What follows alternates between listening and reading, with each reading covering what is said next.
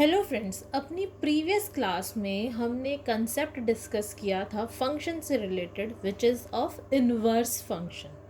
ठीक है, हमने देखा था अगर f एक फंक्शन है from a to b and f is bijection, then there exists a function f inverse from b to a such that this function takes the value to the its original place। कहने का मतलब है यानी अगर f(x) value को y पे ले जाता है, यानी मैं a के एलिमेंट्स पे f फंक्शन लगाती हूँ, मैपिंग लगाती हूँ, तो वो y पे चला जाता है। एंड ये जो फंक्शन होता है इनवर्स का, ये इस वैल्यू को रिवर्स कर देता है, यानी y को अगेन x पे ले जाता है।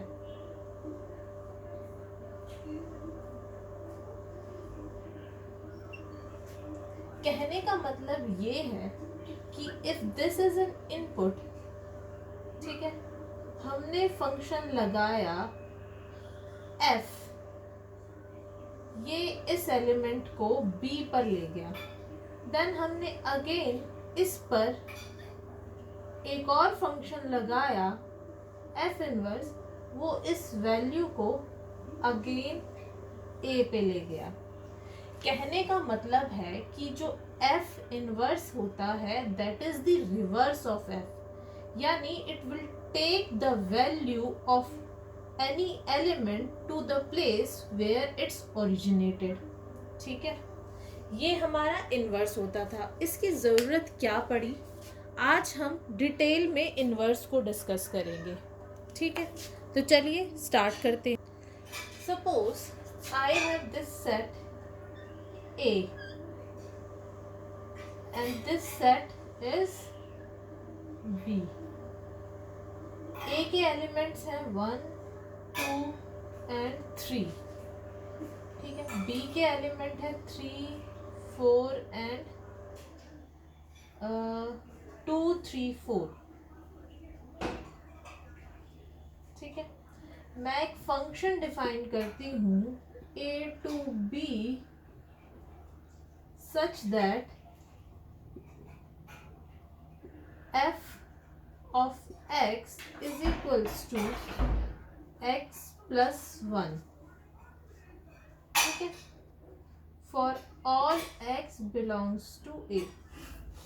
अब ध्यान से देखिए, ये जो फंक्शन है, ठीक है, जब मैंने इस पे x की वैल्यू पे, जो x a में बिलोंग करता है, मैंने ये फंक्शन लगाया, तो ये वैल्यू को कहाँ ले जाता है, एक नेक्स्ट नंबर पे। कहने का मतलब है कि जब मैंने 1 पे f लगाया तो ये इसकी वैल्यू को कहाँ पर ले गया, 2 पे।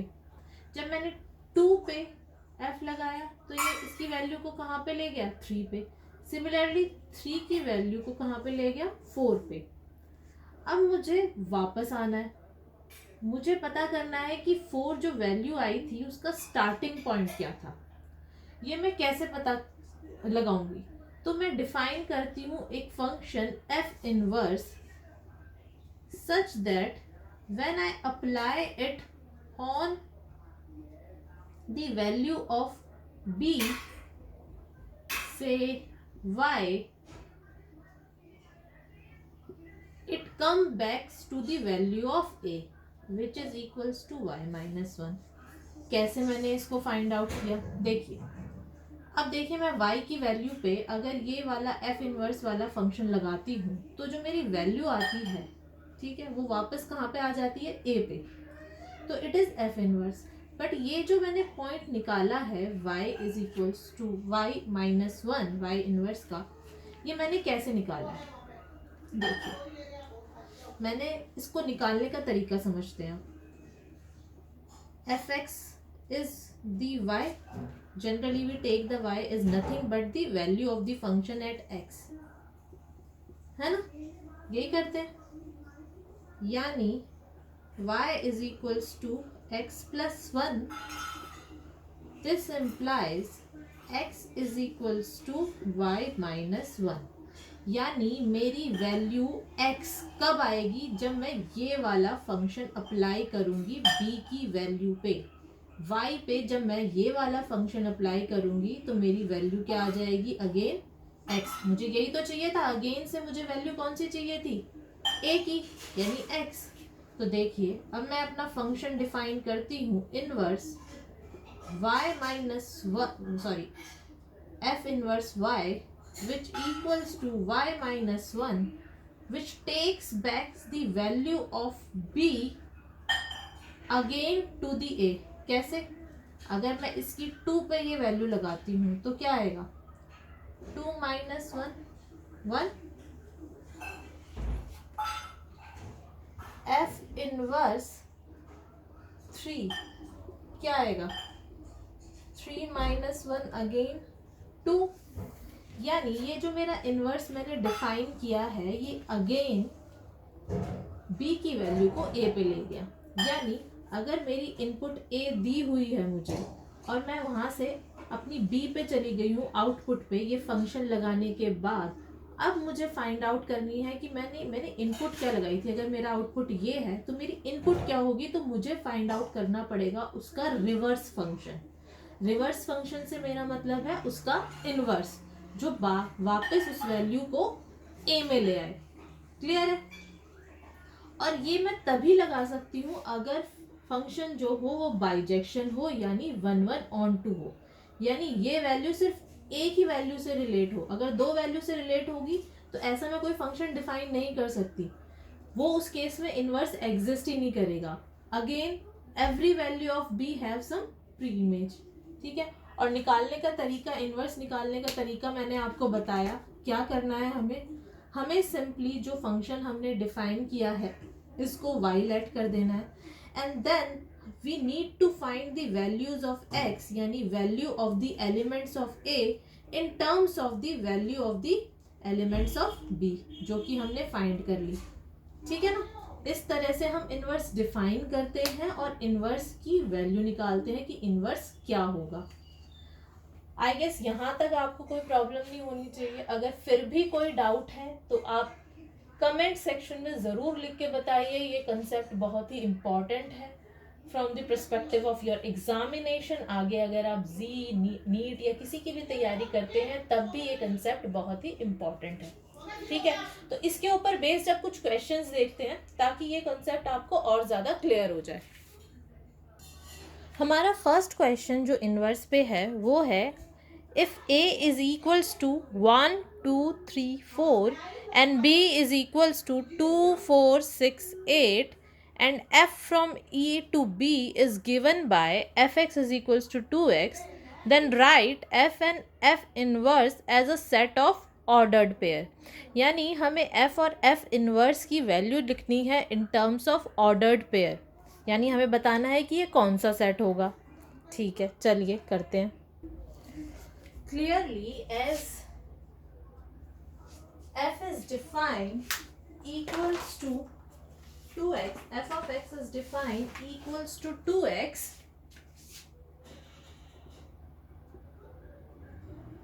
यानी ऑर्डर्ड पेयर के जो एलिमेंट्स हैं, ठीक है, कौन कौन से 1 2 3 4 थ्रू f, वो किस तरह से डिफाइन होंगे? f1 comes out to be 2, f2 comes out to be 4, f3 comes out to be 6, f4 is equals to 8। यानी 1 2 से रिलेटेड होगा, 2 4 से, 3 6 से एंड 4 8 से। ठीक है? तो एलिमेंट्स क्या हो जाएंगे f के ऑर्डर्ड पेयर में?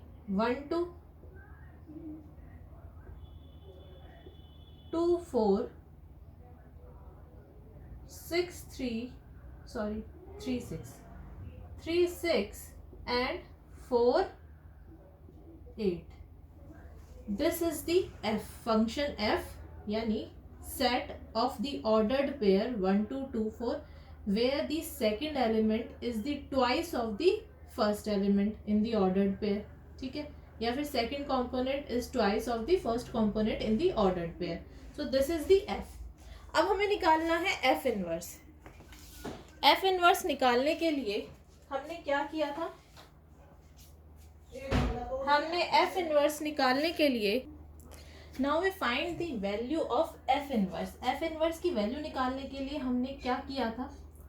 y इज इक्वल्स टू, हमें पता है हमारा y second component under f क्या था? Value of the function at x which is 2x, यानी y हमारा 2x था. यानी ये फंक्शन f x को y पे ले जाता है बाय मल्टीप्लाइंग इट बाय 2. अब अगेन मुझे रिवर्स करना है, तो यानी x की वैल्यू मुझे निकालनी है in terms of y which is y by 2. That is f inverse of y is y by 2 which is x. यानी ये जो y है ये अगेन इसकी वैल्यू को f इनवर्स जो है वो y की वैल्यू को अगेन x पे ले जाता है which is equals to y by 2. This is the way of finding the f inverse function. ठीक है, तो हमारा f इनवर्स फंक्शन क्या डिफाइन हो गया? f inverse from b to a is defined as f inverse y equals to y by 2 for all y belongs to b.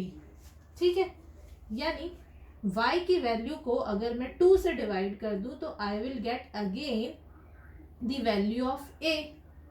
यानी f inverse के जो एलिमेंट होंगे वो किस टाइप के होंगे?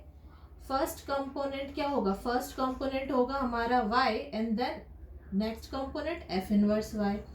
यानी फर्स्ट कंपोनेंट क्या हो गया? यानी b का लेंगे हम एलिमेंट 2, नेक्स्ट क्या हो जाएगा? 1. सिमिलरली 4, 2, 6, 3, 8, 4. अगर आप ध्यान से देखें इस सेट में भी तो f हमारा 1 2 था, f 1 को 2 पे ले जा रहा था, f इनवर्स 2 को 1 पे ले जा रहा था. इस केस में अगर आप ये सारा सॉल्व नहीं करना चाहते, ये सिर्फ मैंने आपको समझाने के लिए बताया है, तो आप डायरेक्टली क्या कर सकते हैं? कंपोनेंट को रिवर्स कर सकते हैं. यानी उसकी ओरिजिनल पोजीशन पे 1 2 से रिलेट कर रहा था तो f इनवर्स उसको 2 को 1 से रिलेट कर रहा था. सिमिलरली 2 to 4, यहाँ पे अगेन हम 4 से 2 पे चले गए.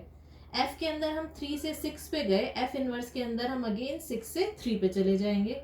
यानी कहने का मतलब है a through f goes to b and then I apply on elements b f inverse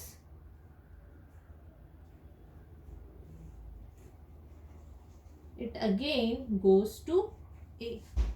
So this is one of the easiest example of f inverse find out करने का. अगर आपको इस तरह के क्वेश्चन आते हैं तो आप डायरेक्टली ऑर्डर्ड पेयर लिख के फिर उसके जो ऑर्डर्ड पेयर्स के जो कंपोनेंट हैं उनको रिवर्स कर सकते हैं. ठीक है ना, इस तरह के क्वेश्चन आएंगे. आई होप आपको f और f इनवर्स थोड़ा क्लियर हो गया हो और किस तरह से हम f इनवर्स की वैल्यू निकालते हैं with the help of f, ये भी आपको समझ में आ गया हो.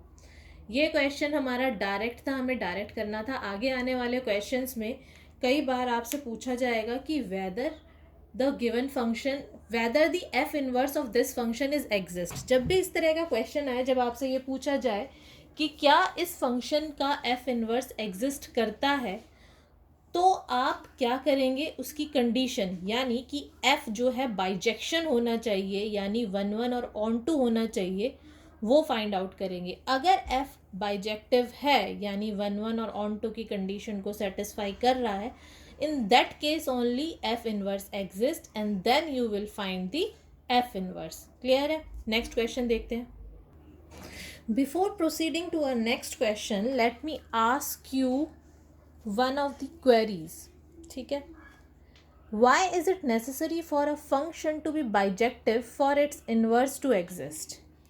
यानी किसी फंक्शन का बाइजेक्टिव होना क्यों ज़रूरी है उसके इन्वर्स को एग्जिस्ट करने के लिए। चलिए देखते हैं। मैं आपके सामने दो सेट ड्रॉ कर रही हूँ और उनकी मैपिंग ड्रॉ कर रही हूँ। सपोज x y z और ये है 1 2 3 4, ठीक, पहले 1 2 3 कहते हैं, ठीक है। Suppose x is map to 1 and y is mapped to 1 and z is mapped to 3, ठीक है। this is a, this is b। हमने मैपिंग या फंक्शन इस तरह से डिफाइन किया है कि x जो है वो किस पे जाता है, x की इमेज क्या आती है 1, सिमिलरली y की इमेज भी 1 आ जाती है एंड f ऑफ z हमारा आता है 3, यानी z की इमेज अंडर f क्या आती है 3। अब देखिए रिवर्स या इनवर्स का मतलब होता है रिवर्स आना, ठीक। अब मुझे 1 से रिवर्स जाना है कि 1 की क्या वैल्यू, ऐसी क्या वैल्यू मैंने डाली थी कि जो आंसर आया मेरे फंक्शन का वो 1 आया। अब जब मैं रिवर्स जाऊंगी तो I am not sure whether I should go to x or y. So this function is, first of all, this function is not 1 1। ये फंक्शन 1 1 की कंडीशन को सेटिस्फाई नहीं कर रहा। तो क्या इस केस में इन्वर्स एग्जिस्ट करना या इन्वर्स में डिफाइन कर सकती हूँ? इन्वर्स अगर मैं डिफाइन करती हूँ कि 1 को x पे ले जा रहा है, देन अगेन मैं कह रही हूँ 1 को y पे ले जा रहा है। फर्स्ट ऑफ ऑल समझिए, inverse is again a function, right. If inverse is also a function and it having two values of two images under f1, क्या ये फंक्शन ही है? ये तो फंक्शन ही नहीं रहा, ठीक है। और आप जनरल उसमें समझिए, लेमैन लैंग्वेज में अगर आप समझेंगे तो 1 को मेरे को रिवर्स जाना है, इसकी प्री इमेज पे जाना है, तो मैं कौन सी इमेज पे जाऊँ, x या y? क्योंकि इसकी दो इमेज एग्जिस्ट कर रही है, ये 1 1 नहीं है, तो इट मीन्स इनवर्स यहाँ पे कंफ्यूजिंग हो जाएगा, ठीक है। एग्जिस्ट ही नहीं करेगा, मैंने बता दिया एग्जिस्ट क्यों नहीं करेगा, क्योंकि ये फंक्शन ही नहीं रहेगा and inverse is a function, तो ये फंक्शन ही नहीं है सबसे पहले तो, ठीक है। और दूसरा, अगर हम चलो किसी तरह से कहते भी हैं, चलो इसकी वापस इमेज पे जाते हैं, रिलेशन तो है, फंक्शन नहीं है, तो हम कौन सी वैल्यू पे जाएं, x पे जाएं कि y पे जाएं, हमें नहीं पता, हम एग्जैक्ट सॉल्यूशन नहीं पता लगा पाएंगे क्लियरली। तो अगर 1 1 नहीं है कोई सेट तो इट मीन्स वो बाइजेक्टिव नहीं है, बाइजेक्टिव नहीं है तो अगेन मैं उसका इनवर्स डिफाइन नहीं कर सकती। अब ऑन टू का केस देखते हैं। हमारा नेक्स्ट एग्जाम्पल है A is a set XYZ containing element XYZ and B is a set containing element 1 2 3. Under F take X to 1, Y to 2 and Z to 3, ठीक है। ये हमने एक फंक्शन डिफाइन किया। अब मैं कह रही हूँ मुझे एक इनवर्स फंक्शन डिफाइन करना है B के ऊपर, ठीक है। क्या मैं डिफाइन कर पाऊंगी F इनवर्स? नहीं कर सकती। क्यों नहीं कर सकती? क्योंकि F inverse, again F inverse is a function and to define a function every element of domain should be used या should be related to some element in the codomain। F inverse की domain क्या हो जाएगी? B 1 2 3 4 और range क्या हो जाएगी? X Y Z। तो अगर हम स्टार्ट करें, if we start it, so it is not a function itself. Why? Because not all the elements of B are used up. 4 is not related to any element in A, तो मैं F के ऊपर B के ऊपर F तो लगा ही नहीं सकती, ये फंक्शन तो लगा ही नहीं सकती, क्योंकि फंक्शन लगाने के लिए ही पहली कंडीशन ये होती है कि F इनवर्स तो लगा ही नहीं सकती। क्यों? क्योंकि कोई भी फंक्शन डिफाइन नहीं करेगा अगर इसका कोई भी एलिमेंट बच रहा है, तो it is not a function, पहली बात। ठीक है, और चलो किसी तरह से हमने लगा भी दिया, तो मैं क्या इसकी इमेज फाइंड आउट कर पाऊंगी यहाँ पे? नहीं। तो it is necessary to onto as well, f should be onto as well. ठीक है, अगर एफ ऑन टू नहीं होगा तो भी हम एफ इनवर्स डिफाइन नहीं कर पाएंगे, क्योंकि f inverse is a function which applies to every element of the domain.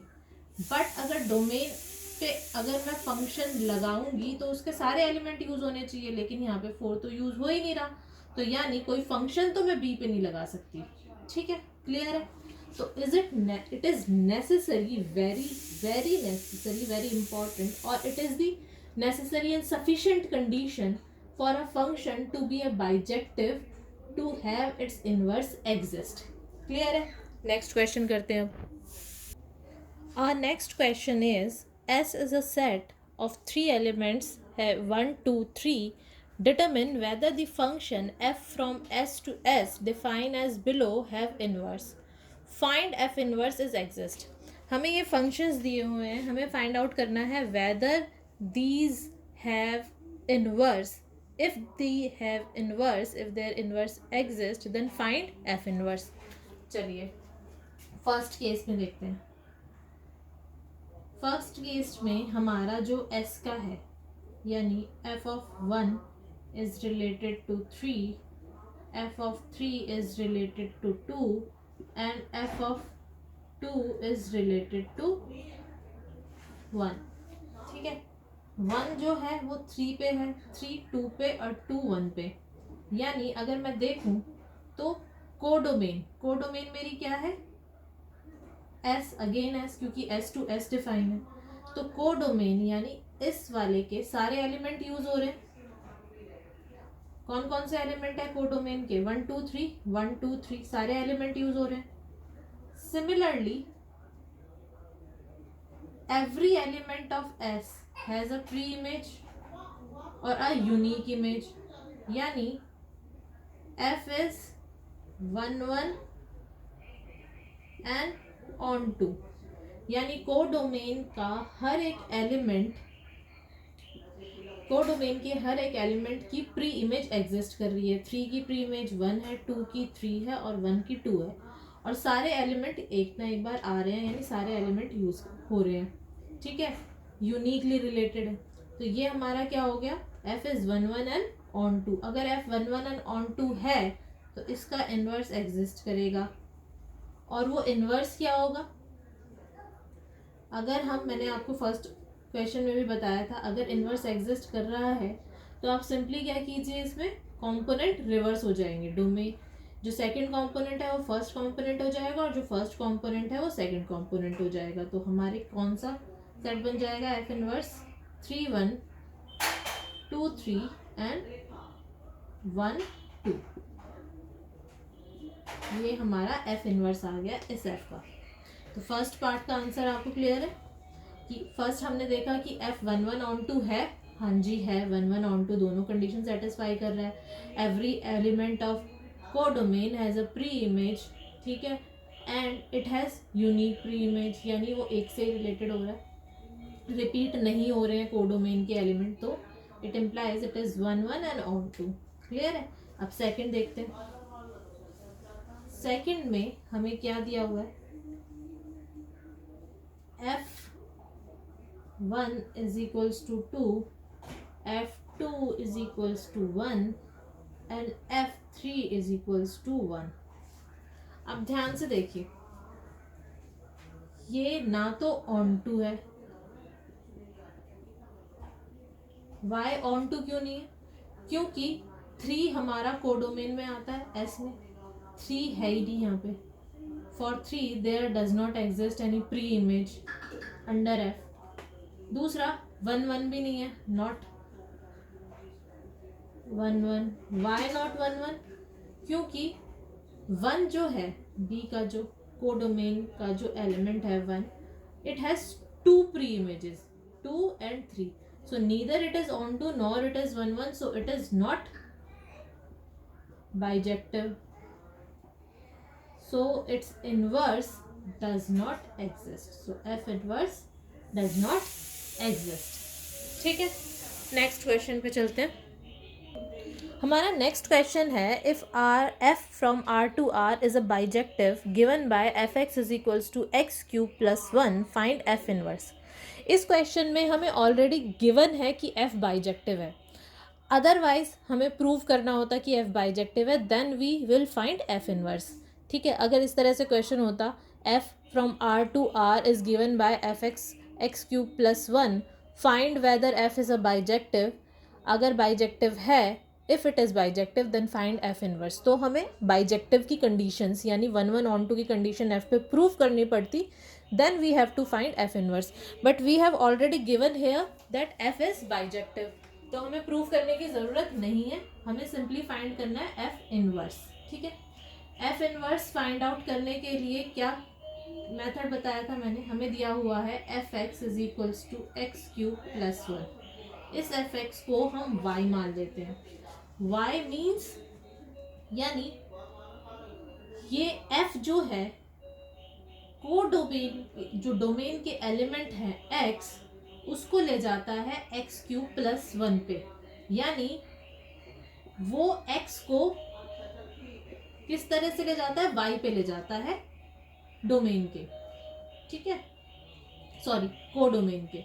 यानी जब मैं x की value, x belongs to domain R, जब x की वैल्यू पे, डोमेन की वैल्यू पे f लगाती हूँ, तो वो फंक्शन किस तरह से y पे ले जाता है, ये वाले ऑपरेशन के थ्रू.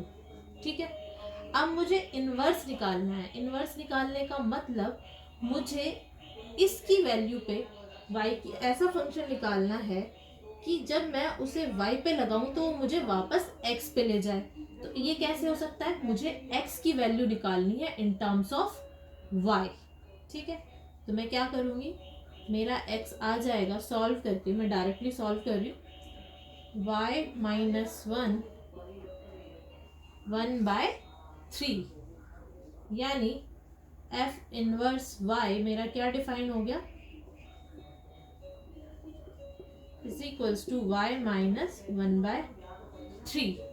ठीक है, यानी जब मैं कोडोमेन की वैल्यू y पे ये वाला फंक्शन अप्लाई करूंगी तो ये रिवर्स आ जाएगी x पे. चलिए एक बार, तो ये this is the f inverse. आप डायरेक्ट लिख सकते हैं, समझ लेते हैं एक बार इसको फिर से. ठीक है, मेरा यहाँ पे है सपोज 1 2 3. ठीक है, इट इज r, यहाँ से मैंने f लगाया. ठीक है, तो जब मैं इस फंक्शन में f में 1 वैल्यू डालूंगी तो मेरी वैल्यू क्या आएगी, 2. 2 से डालूंगी तो क्या आ जाएगी वैल्यू, 9, है ना. 3 डालूंगी तो मेरी वैल्यू क्या आ जाएगी, 28. फाइन. अब मुझे 1 2 पे चला गया, 2 9 पे चला गया एंड 3 28 पे चला गया अंडर f. अब मैंने f इनवर्स क्या निकाला, f इनवर्स मेरा था, ठीक है, यानी ये वाला r डोमेन पे. अब मुझे f इनवर्स लगाना है, 2 9 90 2 9 28 पे फंक्शन लगाना है कि 2 की वैल्यू वापस 1 पे चली जाए, 9 की वैल्यू वापस 2 पे चली जाए, 28 की वैल्यू वापस 3 पे चली जाए. और वो मैंने निकाली है ये, तो आप चेक कर सकते हैं कैसे. जब आप f इनवर्स लगाएंगे 2 पे तो क्या आएगा, 2 minus 1 cube root which is 1, cube root again 1, 9 which is equals to 9 minus 1 cube root 8 cube root which is again 2. Similarly 28 is equals to 28 minus 1 cube root equals to 3। ठीक है, तो निकालने का मेथड क्या होता है, प्रोसेस क्या होता है, you put this function f(x) equals to y is the second component, then find the value of y in terms, then find the value of x in terms of y। ठीक है, ये आपने find out कर लिया, and this function जो हमने इन terms of y निकाला है, this is defined as f inverse. तो ये अगर हमारा f है तो हमारा f इनवर्स क्या हो गया, y minus 1 whole to the cube root. Clear है? सो इस तरह से हम इनवर्स फाइंड आउट करते हैं।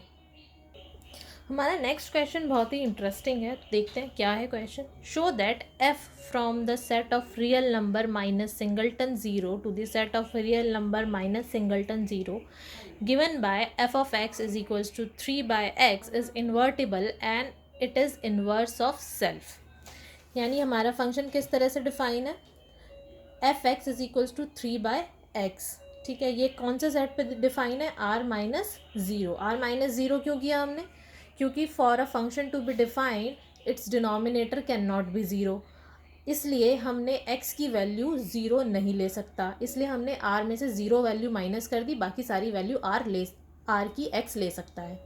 तो it is therefore the function is defined on r minus singleton zero. ठीक है, तो एफ एक्स हमारा डिफाइन है 3/x। हमें शो करना है कि ये इन्वर्टिबल है। इन्वर्टिबल कैसे शो करेंगे, यानी हमें प्रूव करना है द फंक्शन इज 1 ऑन 2 यानी इंजेक्टिव एंड सर्जेक्टिव, और the function is bijective which satisfy both the condition of 1 on 2। Then we have to prove that it is the inverse of self, यानी जो इसका inverse आएगा वो भी 3/x आएगा। ठीक है, तो चलिए स्टार्ट करते हैं। सबसे पहले हम करते हैं कंडीशन ऑफ 1 की कंडीशन के लिए क्या करना है, let f of x is equals to f of y to prove x is equals to y। ठीक है, for all x y belongs to r minus singleton zero, और आप सिंपली यहाँ पे लिख सकते हैं x y belongs to domain. ठीक है, तो क्या आ जाएगा, 3/x is equals to 3/y which implies x is equals to y, hence proved it is 1. Then on to let y belongs to codomain r minus 0 such that we need to find there exists x belongs to domain such that f of x is equals to y। तो चलिए start करते हैं। f of x equals to y यानी 3/x is equals to y यानी x is equals to 3/y। ठीक है, यानी x की वैल्यू क्या आ गई, 3/y। अब हम देखते हैं कि 3/y क्या हमारी डोमेन में एग्जिस्ट करता है। हाँ जी, x है 3/y के इक्वल, क्योंकि y is also belongs to real number minus zero, तो ये नंबर भी हमारा डिफाइन है और ये कोडोमेन में एग्जिस्ट करता है। ठीक है, y भी ज़ीरो वैल्यू नहीं ले सकता, क्यों, क्योंकि कोडोमेन भी हमारी क्या डिफाइन थी, r माइनस ज़ीरो। तो यानी ये जो नंबर है x which is equal to 3/y, it exist and it is an element of domain. तो हमने फाइंड आउट कर लिया एलिमेंट ऑफ डोमेन, तो it means the function satisfy the criteria of 1 and on 2, therefore it is invertible, यानी ये invertible है। First part हमारा prove हो गया। नेक्स्ट पार्ट हमें क्या प्रूव करना है, हमें इसका इन्वर्स फाइंड आउट करना है और देखना है कि इन्वर्स आता क्या है, सेम ही आना चाहिए। तो चलिए स्टार्ट करते हैं। We have given f x is equals to 3/x, let this equals to be y, यानी हमारा सेकंड कंपोनेंट ऑर्डर्ड पेयर का या ये जो फंक्शन है वो x की वैल्यू को किस पे ले जा रहा है, 3/x पे। इस 3/x को हम क्या ले लेते हैं, y। ठीक है, तो y is equals to 3/x and this y belongs to codomain, यानी x की वैल्यू क्या आ गई हमारे पास, 3/y।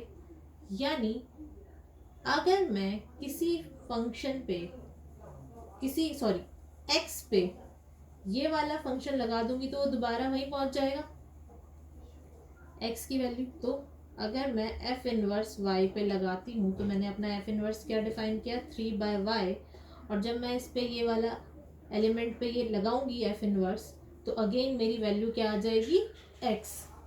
ठीक है, तो f इनवर्स मेरा क्या डिफाइन हो गया, 3/y for all y belongs to r minus 0। तो आप ध्यान से देखिए, जो इनवर्स की वैल्यू आई और जो फंक्शन की वैल्यू आई, they both are same. y is just a notation, तो it means this implies f inverse equals to f। इस केस में f और f इनवर्स सेम आ गए हैं। ठीक है ना, यानी f जो है वो वैल्यू को इस पे, चलो इसको इस तरह से समझने की कोशिश कर लेते हैं। 1 2 3, 1 की वैल्यू कहाँ जाएगी, 3/1। ठीक है, और 2 की वैल्यू क्या जाएगी, 3/2। ठीक है, 3 की वैल्यू कहाँ जाएगी, 3/3 अंडर f क्या डिफाइन था, 3/x। अब मुझे वापस जाना है तो मैं इस पे इनवर्स की वैल्यू लगाती हूँ, इस पे इनवर्स फंक्शन लगाती हूँ। इनवर्स फंक्शन जब मैंने लगाया 3/1 पे तो वो क्या आया, क्या था मेरा इनवर्स फंक्शन, जो भी वैल्यू दी गई है, ठीक है, डिवाइडेड बाय x, यानी 3/, ये मेरा x हो गया। तो x की जगह मैं क्या रख दूंगी, 3/1 which is equals to 1, sorry f inverse. अब मैं f इनवर्स किस पे लगाऊंगी, 3/2 पे। ठीक है, तो 3 में 3/2 which comes out to be 2, f inverse 3/3 which is equals to 3/3 which is equals to हमारा क्या आ जाएगा, 3। ठीक है, तो वही वैल्यू आ गई। यानी हमने देखा कि इनवर्स जब हमने इन पॉइंट्स पे लगाया तो दोबारा हम इस पे ही आ गए, और इनवर्स हमारा क्या आ गया था, 3/y। ये सिर्फ चेक करने के लिए है, ये एग्ज़ाम में या फिर आपको सॉल्व करते हुए नहीं दिखाना है, it's just for your understanding. तो आई होप आपको इनवर्स का कंसेप्ट कुछ क्लियर हो गया होगा। फिर भी अगर आपके कोई डाउट्स हैं तो आप कमेंट करके बता सकते हैं, हम आने वाली क्लासेस में उन डाउट्स को सॉल्व करेंगे। देखिए बच्चे, अगर आप मुझे अपने डाउट्स बताएंगे तो ये आपके लिए बेनिफिशियल है, और आप अगर मुझे कुछ सजेशन देंगे तो मैं और अच्छा आगे पढ़ा पाऊँगी। तो इट्स वेरी इंपॉर्टेंट कि आपकी कोई भी डाउट है, whether you consider it a silly doubt, please ask. ठीक है, ताकि आगे आने वाले टॉपिक्स में या जब आप आगे पढ़े तो वो डाउट ना रहे, वो आपका सॉल्व हो जाए, आगे जाके वो और बड़े डाउट में ना कन्वर्ट हो। ठीक है, तो this is for the today's class. In our next class we will do composition of functions. तो thanks for today's class, have a nice day.